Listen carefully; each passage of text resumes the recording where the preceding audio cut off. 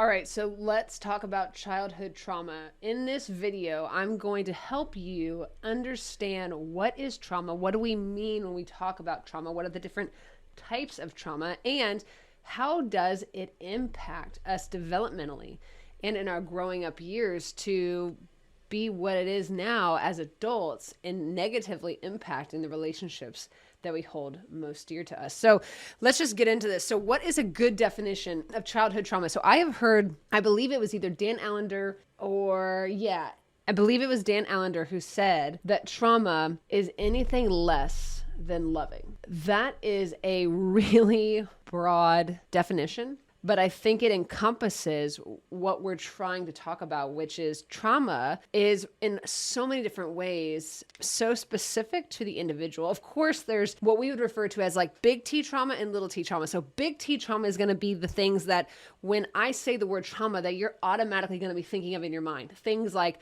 physical abuse, sexual abuse, emotional abuse, those kind of big ones that you're like, yeah, obviously that's traumatic. But then there are things that we refer to as little t or small t trauma, which has everything to do with the specificity of each individual person. So, example, I was in a really minor fender bender car accident when we were living over in Nairobi. Everything about the situation, my partner was like 8 hours away on the coast over in Mombasa. I was by myself, which was already like a thing. And getting into this accident and all the different things that occurred in and around that space was actually pretty traumatic for me. I wouldn't have said it was traumatic for me at the time, but the things that started happening after and the ways in which that I was experiencing the world a couple days, a week or two after the effect had everything to do with lingering traumatic results. Little t trauma is so tricky because so often when we are experiencing the effects of trauma,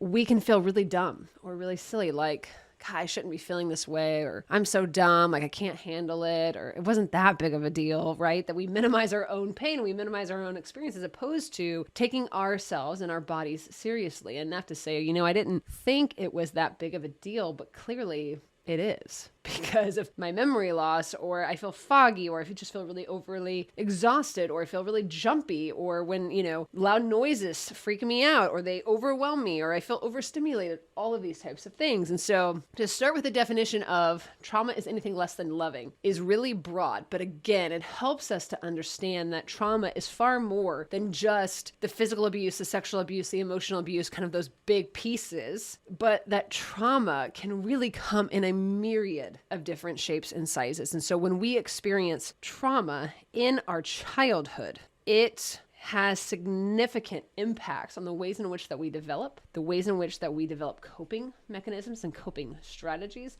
how we perceive the world, our attachment or the lack thereof. I mean, it has long-lasting results. So the different types of childhood trauma. So as I mentioned, we've got physical trauma, we have emotional trauma, and we have psychological trauma. We also have sexual trauma too.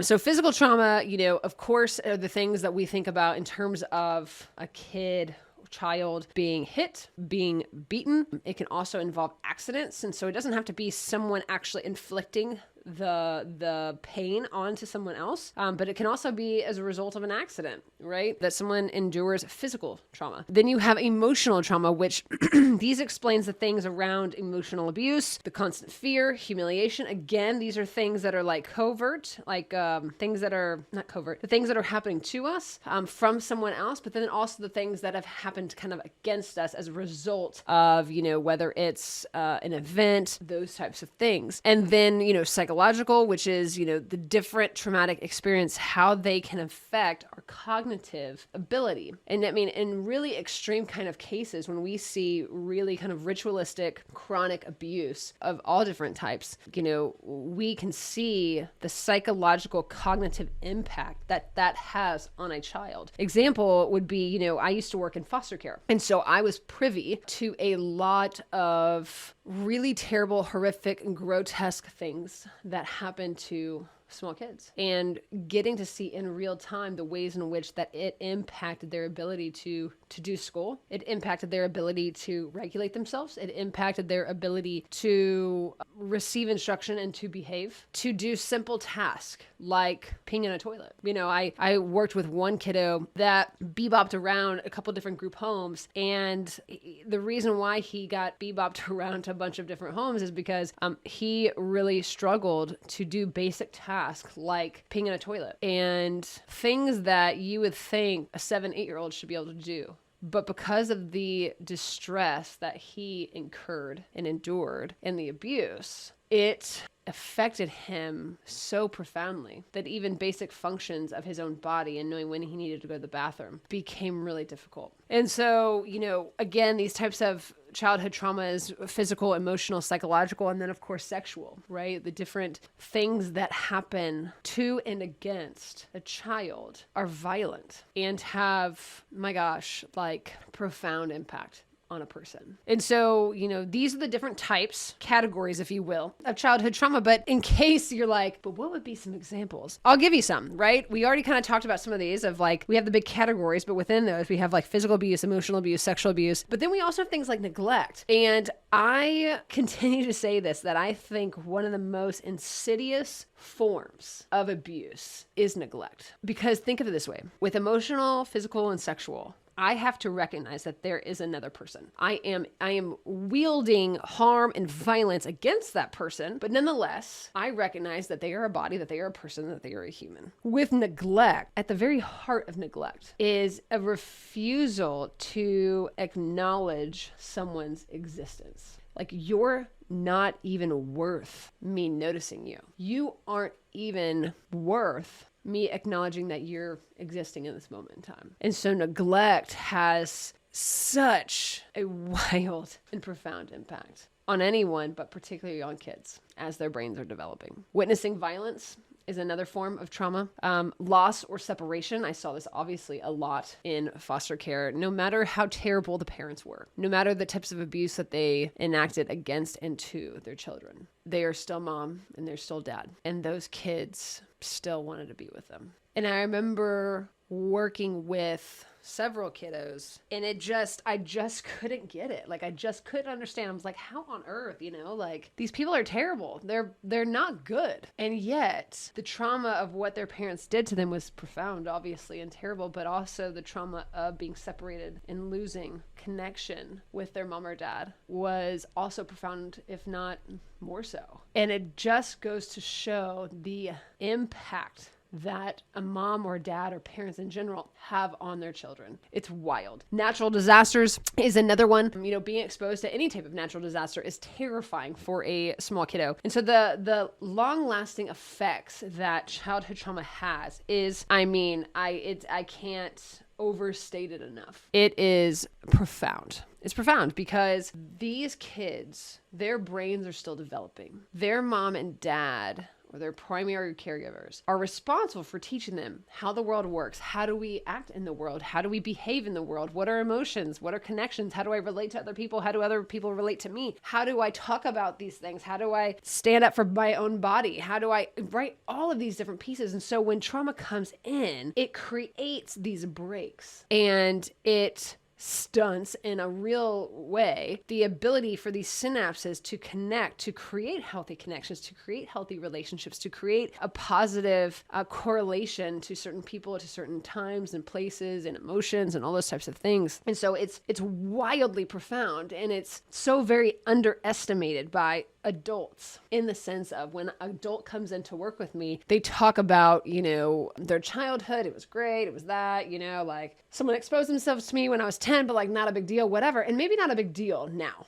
but the ways in which that person is choosing to orient themselves in their personal relationships, the ways in which that person responds to certain things often is in a large part a response to the things that happened when they were a kid, And so there's a study, it's really famous, called the ACEs, Adverse Childhood Experiences. And so when we're thinking about trauma, ACEs, the study, usually comes up. It's, we don't have to get into the nitty-gritty of it, but it's a phenomenal study that was done looking at the adverse childhood experiences and the different markers. And, what does it look like when someone has one ACE compared to like 3 or more? How does that negatively impact their health, their emotional health, their physical health, their mental health, all these facets that make us who we are? And so when we're referring to these, the ACEs, they're referring to a specific negative or traumatic event that occurred during a person's childhood, typically before the age of 18. And what's wild is that 64% of the adults in that study had experienced at least one ACE, had experienced at least one adverse childhood experience.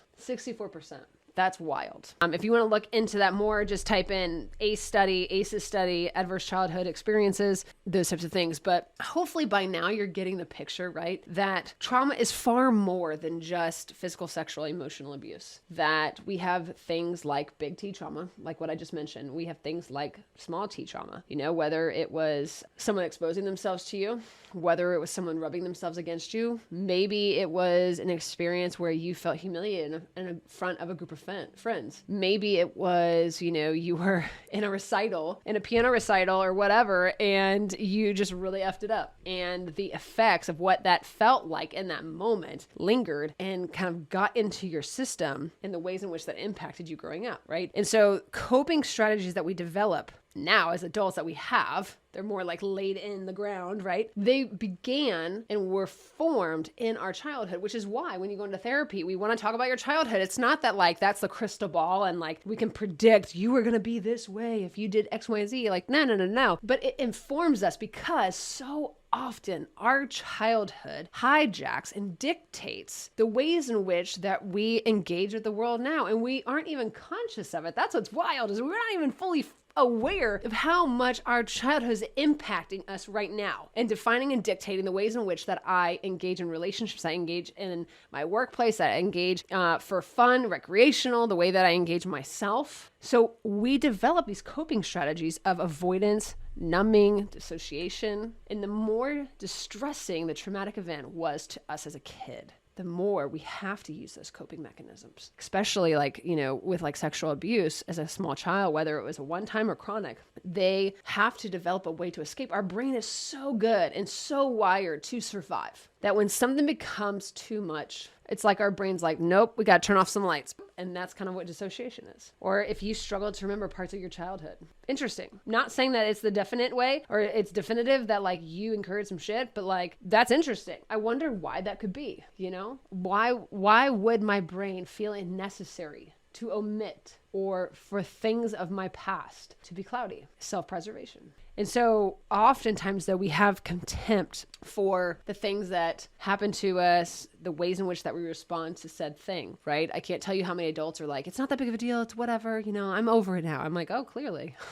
You don't even want to talk about it. You're just so over it, It's profound though, how trauma lingers in the body and the ways in which that it can create chronic health issues, stress, wild anxiety, the inability to regulate ourselves. And, when we freak out on someone, when we have a strong emotional reaction, it's like, I wonder what's kind of going on with that. It's not that whenever you get angry, you must have some trauma. Not necessarily at all. That would be an overgeneralization. But it is interesting to look at the things that are coming up now for you, the ways in which that you are responding, the ways in which that you are feeling a bodily reaction elicited in your body. Have you experienced that in another time? And what was that time? I remember for me, a big piece when I was in the beginnings of therapy was recognizing that the things that happened to me when I was in middle school, particularly this one event with a group of girls, really shaped and impacted me and how I chose to relate to women moving forward. How I felt kind of distrusting of that, but also is the thing that I longed for so much, and how quick I am to feel shame, and all of these different things. It's like, wow, there's so much for me to learn about myself by looking at my past. So it doesn't continue to dictate, so it doesn't continue to define, but rather that it continues to inform me of what I'm doing now, and I get to choose how I'm going to respond, how I need to regulate, how I need to take care of me in the midst of feeling overwhelmed, in the midst of feeling dysregulated, all of those types of things. So takeaway, childhood trauma is the thing. And trauma isn't just your big categories of physical, sexual, emotional type of abuse, but it can be anything that felt less than loving. And so what could be traumatic for you might not necessarily be traumatic for me. And what's fascinating is so much of that depends on the connections that we have of safety with adults. And where that isn't present, trauma has a far more vice grip on the parts of our stories and on the parts of us. And so how can we look at those pieces with curiosity? How can we look at those pieces with kindness and not contempt?